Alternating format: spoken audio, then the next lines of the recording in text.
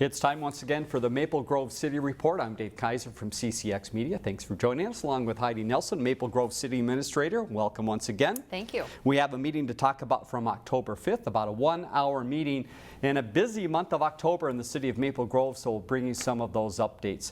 Let's begin with the meeting. There was one item that was pulled from the consent agenda, and we have a lot of information to pass along about this, a very important month. Give us the recap of Domestic Violence Awareness Month, all that is going on. Yeah, so the council considered a proclamation declaring October 2020 as Domestic Violence Awareness Month. We've been participating in this initiative for a few years now, and it's kind of the Purple Lights initiative. So if you note that the town green is lit up purple and we have lights in front of the police department lit up purple to try to bring awareness to the issue of domestic violence in our community. This year has been particularly difficult for the city of Maple Grove. We've had 6 homicides due to domestic violence this year, and in 2019, 22 people in the state of Minnesota lost their lives to domestic violence. So I think this year more than ever we really want to shine a light on this issue and make sure people who are experiencing domestic violence issues in their lives know that there is help out there, there's resources, and that they are not alone. One kind of special thing for Monday night's council meeting is that the family of Maria Pugh, who was murdered in late April by her husband, came to the council meeting and spoke, and they've initiated or started a nonprofit called Maria's Voice to bring awareness to the issue of domestic violence and education, and again making sure people know there's help out there. So they've really kind of taken their grief, which is still very present, very difficult to hear their story, and turned it into action in terms of trying to help the community. So they're working real hard to get the word out, and tonight, we're taping this on Wednesday, October 7th, they're hosting a vigil at the town green for domestic violence awareness, and there'll be a number of speakers. So that event starts at 6 p.m. We've had it out on social media and information out there, so hopefully people can come. But should be a special evening in remembrance of not only the 6 that we lost here in Maple Grove, but 22 throughout the state of Minnesota. And you mentioned the partnership the city has as well to help out people if there is a need. And tell us a little bit more about Cornerstone and the way people can get in touch. Yeah, so we work with a nonprofit called Cornerstone to provide domestic violence services. They partner with our police officers out in the field to respond to issues of domestic violence. So that ranges from providing temporary housing that might be needed on an urgent basis, you know, tonight kind of a thing. Sure. Help with children in that kind of a situation. They provide advocacy support for those types of situations going through a court proceeding. So they really try to, provide support to the victims of domestic violence and help them through that, and the end goal of getting them out of that situation and making sure that they are moved on to a safe place to live for themselves and their children and their families. So Cornerstone's a great organization, and they're partnering with the Maria's Voice initiative as well. More information about that organization through the city's website. We'll give you that at the end of the program as well. Onward to the council meeting, the early part of the meeting highlighted by the police and fire departments. Let's begin with the police department. They have some new officers, and they have had a rather long journey, longer than most. Yeah, so we had 3 officers that we officially provided the oath of office. We do this once they've completed their field training portion of their employment with the city, and so they've completed it. You know, one was in April, one in June, and one in July. But we were sort of struggling with how do we do oath, swearing in of officers during this COVID time, and so we did it in sort of a simplified manner. We usually have an audience full of family and friends and supportive members from the department and whatnot, but we really kind of scaled it back and just did it on a one-on-one basis. So we were able to swear in Officer Thomas Chafin, Connor Eichman, and Zachary Hansen at this meeting. So we're congratulate them on completing FTO and being out on the street. Yes, congratulations. Now to the opposite side of the spectrum, let's go to the fire department, and they have some retirees. A lot of people that have given service to the city back since the 90s for many of them. Yeah, kind of interesting. All 5 of these really joined the department during that kind of mid-90s era, 90, 95, and around that time. And so they've each provided service to the city in the paid-on-call service for about 25, 26 years, which is really remarkable. So we were able to recognize Tim Kidd for 24 years of service, Bruce Trafis for 25 years, Fire Captain Dean Noreen for 25 years, Scott Sable for 25 years, and Fire Captain Paul Hansen over 26 years of service. So, you know, about 130 years of experience walking out the door here, but we are grateful for their service. We know this was 25 years of family dinners being interrupted, holidays being interrupted. So it's not only their service, but also the sacrifice of their family. And we appreciate that, and we want to acknowledge their service. And again, we're not able to celebrate these retirements how we normally would. So doing that in front of the council meeting is kind of the step we're taking. So we'll be working on replacing, you know, kind of, there'll be some internal promotions in the paid-on-call ranks. Okay. And we've been successful in our recruitment efforts to keep those paid-on-call ranks coming. So there'll be some changes within the various fire stations around town. Very good. And Chief Bush continued on with the update on COVID-19. Any highlights from his update at the recent council meeting? Yeah, we talked a little bit about, you know, the Minnesota Department of Health had started an initiative to go out and do some testing in the communities, and I think that wasn't very well received in some areas, and so they pulled back on that initiative. And then we have been getting more data from Hennepin County about kind of what's happening in Maple Grove, and so the chief shared some data that we've had about just shy of 1,000 positive COVID cases in Maple Grove, 975, and then about 25 deaths. And so we don't have more specific data breakouts about that, about, you know, what's in congregate care settings, what's not. But generally, it's around 75% of those cases, those deaths are coming from those settings. So I think we could probably apply that rule here as well. So the chief is going to now move to kind of monthly updates to the city council. So we won't hear from the chief on COVID again until the first meeting in November. Very good. Yep. Moving ahead on the meeting from the 5th, one public hearing. We have a new Mexican restaurant coming to town. Give us some of those details. Yeah, so this is Riviera Maya Cantina and Restaurant, and they were before the council for a liquor license application, and so they're going to be going into the space that was formerly Fiesta Cancun, kind of kitty corner there from 3 Squares right on the end of Main Street. This is an operation, this is their 4th location, 4th restaurant. They have one in Rogers, Guadalajara, if folks have been up there, one in Becker, and then Thief River Falls. So good operator, a lot of experience, and so they'll be opening. They want to open in the next couple of weeks. And, very nice. You know, it was a restaurant, existing restaurant, also Mexican themed. So I think the amount of work that they had to do to get that place back up and running wasn't too bad. So we'll look to see them opening in the next couple of weeks. Welcome to the community. Moving ahead to community development, one item discussed here, a variance discussion, had to do with lakeshore property. So this was a property up on Rice Lake, and so at the time that this lot was constructed, it was built at the time that it was built into the existing setback from Rice Lake, and so it makes it kind of a non-conforming use. And so they wanted to add on kind of a sunroom to the home and a little bit of a deck in front of that. And so the council felt like because of where the house was originally built, that was already within that setback, they didn't really increase that by very much in terms of adding that deck to the front. And so they were comfortable with issuing the variance, which kind of resets that setback now and brings it into conformity. So that variance request up on 91st Avenue got approved. Very good.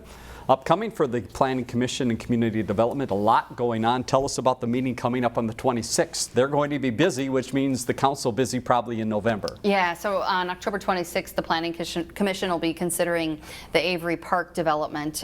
This is a new subdivision that's up off of Jefferson Highway, just south of 610, kind of on the west side of Jefferson Highway there. And it's a redevelopment site, which is something we don't have a lot of in Maple Grove, redevelopment, but it's a kind of a commercial nursery site there, and so it'll be you know, abutting an existing single-family neighborhood to the west, a long existing neighborhood there. So some issues around traffic circulation and how access will be provided, those kinds of things that we're working through with the neighborhood and the developers. So this one will come before Planning Commission October 26th, and then likely at the second meeting in November for City Council. And one other before the Planning Commission on the 26th, a new business coming to town. It looks like a new collision center. Yeah, Advanced Collision up in the Zachary County Road 81 area. Okay, very good. And moving ahead to November, we've talked about Project 100 many times, and it sounds like the Planning Commission will start to look at one property there. What is that going to be? Yeah, so the work continues out at Project 100. This is the area just west of the Maple Grove Hospital. Probably going to be paving those roads here in the next few weeks. Looks like they're getting real close. And then this would be the next, kind of the next phase of that. So as part of the concept plan, there was an apartment complex or envisioned there, and so Roars is bringing that one forward. That'll be in front of Planning Commission in November, and then likely the council in December. Probably a spring start on that project if it comes through the process. Very good. Two other updates from the Community Development Department. One related to what's coming up as far as new businesses, and we've got other new businesses to add to the list. Tell us about some that people can visit. Yeah, so we've got a new gym, Veracity, which is down on Hemlock Lane, and then Uptown Curl, which just moved into a location on Main Street. We were there for their ribbon cutting at just after the noon hour today, so that was nice to see. And then a few new businesses coming into the Arbor Lakes, the shops at Arbor Lakes as well. Welcome to the businesses. Again, go to the city's website to find out more about all the businesses in town. One other note is the Arboretum is the place to be with all of the leaves changing here. They've got some special events. We'll talk about those a little bit later in the program, and a free fall festival that is coming up as well. Ken Asheville talked a little bit about Public Works and Engineering. He talked about the cleanup event that occurred, and we talked about that as a preview a couple times before. How did it go? Yeah, it was busy. I think everybody's had ample time on their hands to be cleaning out their basements and garages and all those kinds of things. So it was a busy day. So they had the citywide cleanup up at Public Works last Saturday. And another part that's ending up here in fall for that department is street reconstruction. How are things going, and are things wrapping up on schedule? Yeah, so all those projects are going to be wrapping up in the next 2 to 3 weeks, and I think this year's gone really well. Not a lot of inquiries to City Hall or to the City Council about things that weren't going well, and so I think things went pretty well in the field this year. All right, let's move ahead to your update from the meeting on the 5th. You talked about absentee voting. Again, how is that process going, and what should residents remember about the process now? Yeah, it's been really busy. We've been doing between 400 to 500 absentee voters every day at the Government Center. Again, we're doing that in the council chambers. There's lots of room in there and lots of room in the foyer to get in and out of the building. We do have a trailer set up in the parking lot. It's a fire department trailer that we're using for drop-off of mail-in ballots, and so that's been really busy too. In fact, when I left to come over here today, there was probably 8-10 people standing, waiting to turn in their ballots. And just as a reminder to folks, we want to make sure they know there is a check-in process for that mail-in ballot. You do need to talk with election staff, and they go into the computer system and check off that a ballot was mailed and now a ballot's been received. And that's just all part of us having kind of that really secure election process. So we need to do that during office hours when election staff is there. Do have a couple of extended hour options coming up for both absentee voting in person as well as dropping off those mail-in ballots. And that is on Saturday, October 31st, so Halloween. Staff will be at the Government Center from 10 a.m. to 3 p.m. And then on the day before the election, November 2nd, staff will be there until 5 p.m. So still time to get out there and get those ballots turned in and absentee vote if you'd like before the general. And while we're talking elections, let's talk candidate forums. There is one coming up that features some people from Maple Grove. Yeah, so tonight we have our City Council candidate forum. So that'll be, there isn't an audience component of that. It'll just be the candidates and the facilitators of that forum. And then that'll be live streamed on our website as well as on Channel 16. And then afterwards, you can play it back on our website or here on CCX website as well. So those will be available, as well as the County Commissioner Forum that was held earlier and the State Rep Forum. And I know you also are covering the school district races as well. So all of those videos or forums are available on your website. Yep, either ccxmedia.org or again the Maple Grove website to find out that information. So that's a wrap of the meeting from the 5th. Again, was about just over an hour. Some other things that are happening around the city. Fire Prevention Week. Right now we are within that week. What's the spotlight this year, and what should people know about fire prevention? Yeah, so October 4th through the 10th is designated Fire Prevention Week, and the theme for this year is Serve Up Fire Safety in the Kitchen, and I think it just speaks to that cooking fires continue to be a leading cause of fires within the community and across the nation.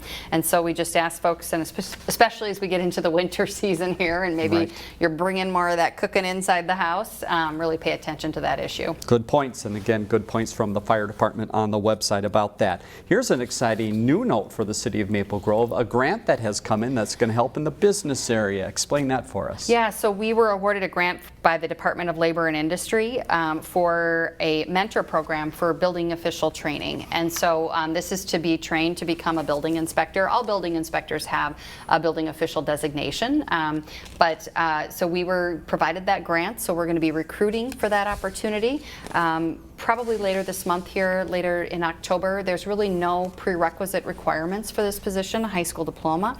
If you have an interest in the field of building inspections, we'd encourage you to apply. It's really on-the-job training, and you'll go through that certification process with our staff. And so this was just a great opportunity. I want to thank Ann Jacklich, our Director of Building Services, for pursuing this. It really aligns with the work we've been doing around workforce and trying to create those opportunities for people to get into the trades and these more technical-based careers. And so if you're interested in that opportunity, that mentorship program should be posted up on our website here in the next few weeks. And it is a paid position, so very good. You can kind of learn on the job, but also earn an income as well. Sounds fantastic. Website again, maplegrovemn.gov. We'll show you that again towards the end of the program. We talked in the past, in fact, it was quite a ways in the past, about the community forum on race had to be postponed, but it is coming back in a virtual way. Yeah, so work has begun, and we've been meeting for probably 2 months now on this concept of trying to do this, bring this event back in a virtual format. And so that'll be occurring on November 18th. And the concept for it this time is virtual racial healing circles. And so this would be kind of it'll be breakout groups within an online meeting. A lot of technology at work here, so we're trying to figure all that out. But it provides an opportunity for attendees to share their stories. It emphasizes active listening and being open to differing perspectives, and then generates an open, productive dialogue between people of the community. So there is a registration. The event is free, of course. The registration is out on Eventbrite. We'll be doing some promotion of that on our social media pages. And we do this event in partnership with the City of Brooklyn Park and District 279 schools. And so they'll be promoting this event as well. So I think it'll be kind of a neat event and kind of a different format this year, but good to get this one in the books. Certainly hope people can get involved. Let's move to the world of Park and Rec now. They're keeping things very busy, and the first one is a look ahead to winter, believe it or not. Right. Outdoor skating. We have a survey coming. What are we looking to find out? Yeah, they're just looking for feedback from the community about what they want to see in outdoor skating this winter. We know that's going to be, outdoor recreation this winter is going to be a really important component of us to get through this one. And so still trying to figure out, how do we do warming houses, or do we just add outdoor spaces to try to accommodate that, but really just trying to get some feedback. So there's a survey that's open through October 15th that can be found on our website to respond. Another item from Park and Rec. They are busy now over at the shops at Arbor Lakes. Tell us about this great agreement and what's happening in this space. Yeah, so this was just a great opportunity. As folks may know, Forever 21 left the space over at the shops at Arbor Lakes. They're kind of in that end cap space on the far east end. And Parks, we had reached out and to see if there was an opportunity for the Parks Department to rent that space for the winter to do some fitness classes. We were kind of struggling. We usually use the schools, and they were not looking to have a lot more people in their buildings. And then some churches also had some of those same concerns. And the good thing over at the shops is that Forever 21 space is very big and it's tall, and so we think it's really going to be a nice fit for some of those fitness classes over there. And it was a good fit for the shops too. They didn't really have any prospects in that space at this time, and they were open to doing that, and brings more people to the center there as well. So I think it was a good partnership. We're also looking at that space for doing potentially some farmers market activity in the winter. We'll see how that works out, but more to come on that. But for now, some fitness classes. They're calling it the MGPR Studio, so that's kind of a fun name there. Very good. Watch for more about that. The swimmers in the area are going to be happy to hear about this. Pools reopening soon? Yeah, pools reopening this week, and so we had some maintenance work. We replaced a heater, so hopefully the pools will be nice and warm here going into the winter months. And again, you do have to sign up for a time slot to go use the pools, just because we have to control numbers in there. And that information is available on our website about how to sign up to do that. Great. And seasonal activity coming up at Central Park. Tell us a little bit about October 10th and what people can join in on. Yeah, so Parks and Recreation is partnering with Omni Brewing for a fun fall afternoon, and that's this Saturday, October 10th from noon to 6 p.m. It's the Harvest Tober Fest at Central Park. There's going to be live music, a craft fair, food, and beer. They are selling tickets. They're just $5 per person, and that's really more just to kind of control the numbers and keep that regulated. So each ticket provides for a 2-hour stay, and entry times every half hour between noon and 4 p.m. with the fest ending at 6 p.m. So tickets are available through omnibrewing.com. Very good.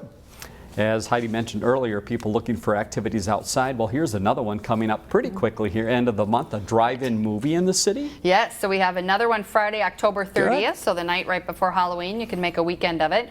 On the big screen is the movie Coco, and that's in the grassy area in front of Lifetime there. Admission is $20 per car, and then you do have to buy tickets for that in advance, and those are available on our website as well. And the show starts at dusk, which is getting earlier and earlier. Yes, it is. Speaking of Halloween, the next day, the place to be, at least in the afternoon, is the community center. What's happening there? Yeah, so everyone is invited to a free and fun Halloween event on Saturday, October 31st from 1 to 4 p.m. at the community center. No registration is required for this. So the festivities include some traditional Halloween favorites like free treats, costume contest, guess the way to the pumpkin.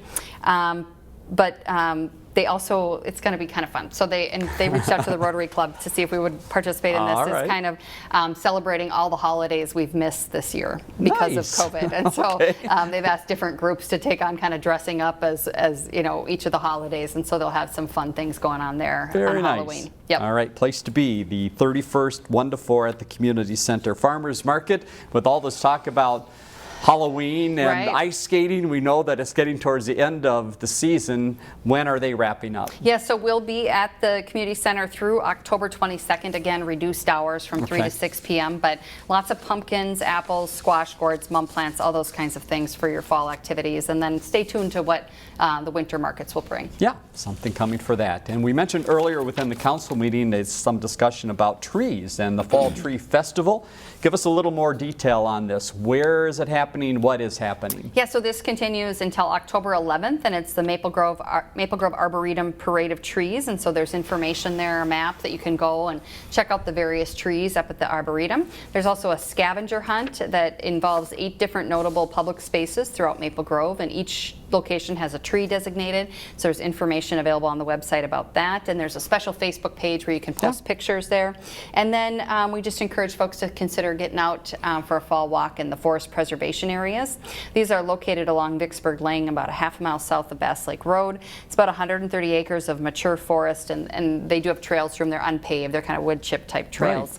So you can look for the park sign, and then there's a gravel parking lot there to the west side of the road. So good opportunity to get out in the fall. Yeah, and with the 80-degree day coming up, perfect time to go hide in the trees. You'll get a little shade at least for a few more minutes. Heidi, thank you so much for the information again, the update from the city of Maple Grove. We're going to leave you with the city's website. We mentioned it a number of times today. A lot of information there about ways to get involved in the city and some things that are really coming up pretty quickly. maplegrovemn.gov. Next meeting on Monday the 19th, 7:30 at the Government Center.